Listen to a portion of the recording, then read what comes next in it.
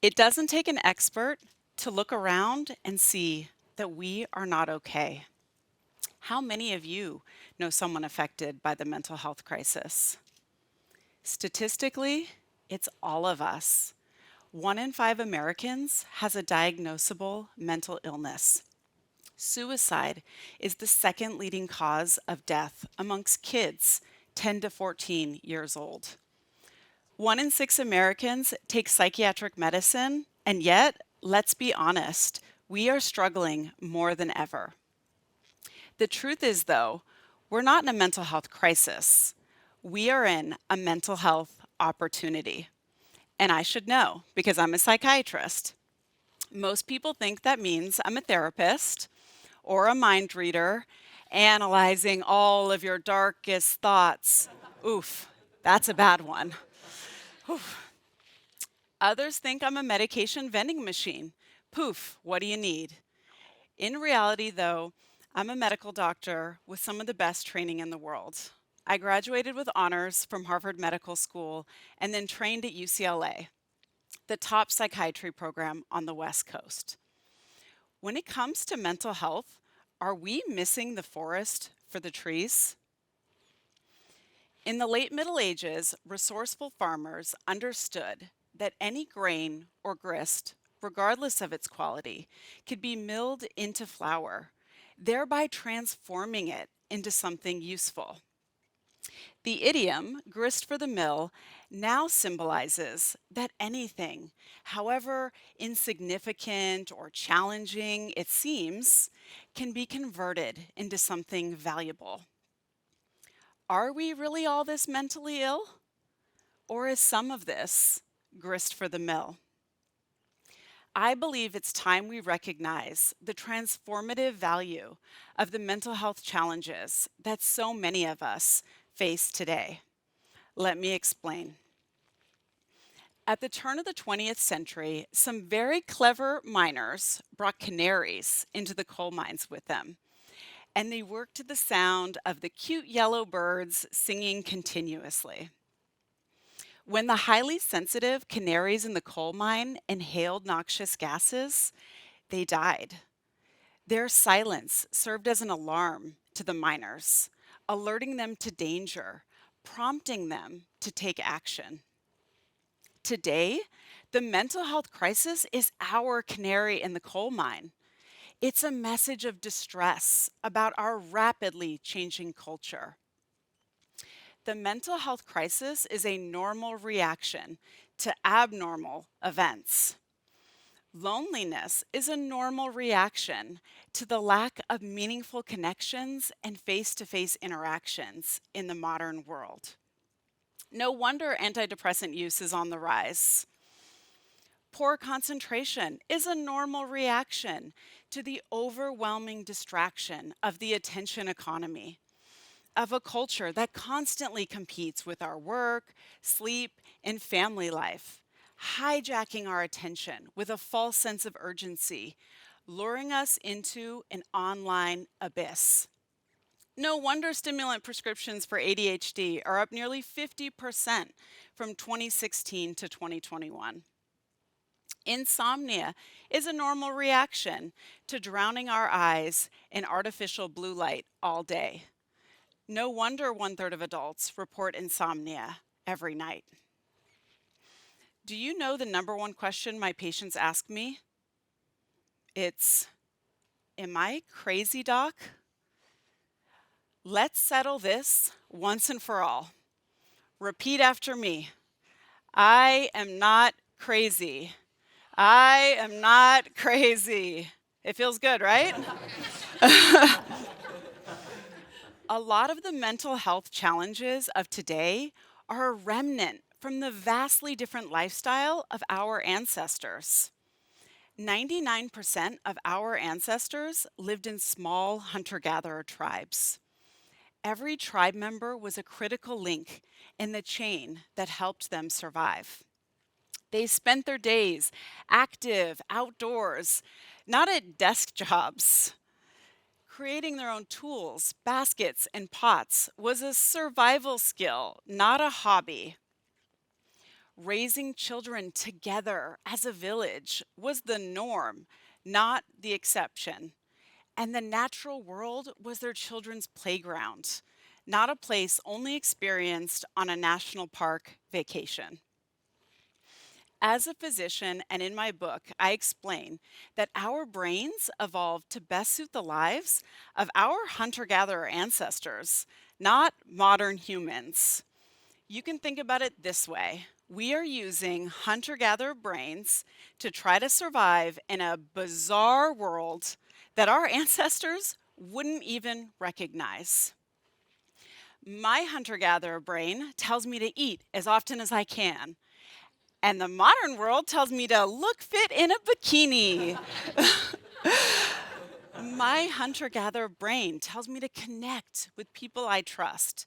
And the modern world tells me to seek validation with likes and shares online. My hunter gatherer brain tells me to travel on foot. And the modern world tells me to fasten my seatbelt, make sure my tray table's stowed, and then fly through the air at 30,000 feet. Woof, no wonder we're struggling.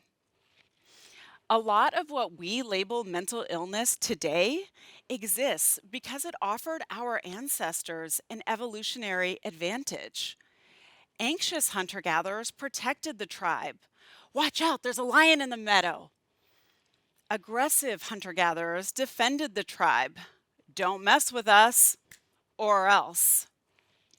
Risk takers made great explorers. Insomniacs, great watchkeepers. I don't know about you, but when my survival's on the line, I'll take the anxious, aggressive, risk-taking insomniacs all day long. We can use our struggles to our advantage too, by embracing them as opportunities for growth. Just as stressed vines make the best wine, we need stress to be our best. And with the right mindset, we can transform adversity into an opportunity to build shock absorbers for the bumpy road of life. Perhaps some people even achieve greatness, not in spite of a mental health challenge, but precisely because of it.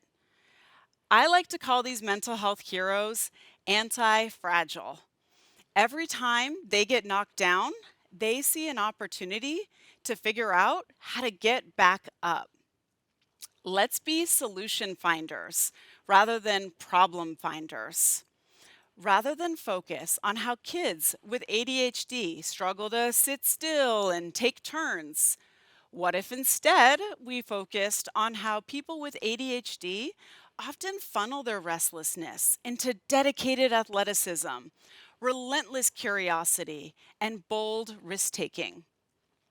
Perhaps without ADHD, a fearless little girl with a lot of energy might never become the most decorated gymnast of all time. We see you, Simone Biles. Rather than focus on how people with depression sometimes struggle with apathy, what if instead we focused on how sadness is a critical component to compassion, and humor is often the best defense against cynicism? Perhaps without depression, a shy kid voted most likely not to succeed by his classmates might never have become one of the most successful and joyful comedians of all time. We see you, Robin Williams.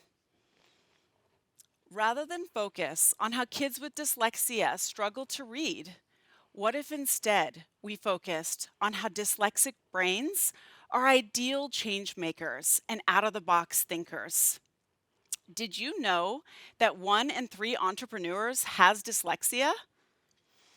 Perhaps without dyslexia, a high school dropout whose teacher thought he might end up in jail might never become the unconventional visionary who built a global empire of over 400 companies, including an airline, a record label, and a pioneering space tourism company. We see you, Richard Branson. Rather than focus on how people with anxiety sometimes struggle with overthinking and expecting the worst, What if instead we focused on how people often funnel their anxiety into empathy, excellent problem solving skills, and being fiercely protective of others? Perhaps without anxiety, a little girl who didn't always have a safe home and whose trust was violated by adults who were supposed to protect her might never have become an author, a doctor, and the TEDx speaker you see in front of you today.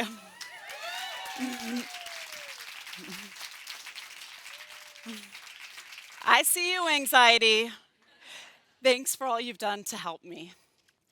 We have an opportunity right now to take inspiration from the many everyday mental health heroes all around us who are using their challenges to fuel them on their hero's journey. We have an opportunity right now to value people rather than stigmatize them. There's no shame in using the modern tools of therapy, medication, and books. We have the power to stop our canaries from dying of suicide at alarming rates. But we gotta listen to the canaries' warning and heed their call to action. Just like our ancestors, staying close with a supportive community is our main survival skill, and it's our strongest defense against the mental health crisis. The research is very clear on this. A 2023 Harvard study showed that the risk for depression is decreased sixfold with the social support trifecta of talking to someone you trust, receiving help from others, and having fun with friends. Together, we can turn this around. Be brave. Ask for help when you need it, and then turn around and help others too. Have fun together. Those who play together, stay together. And let's set up the next generation with a village too. Encourage kids to play outdoors and bond with friends without the distraction of smartphones.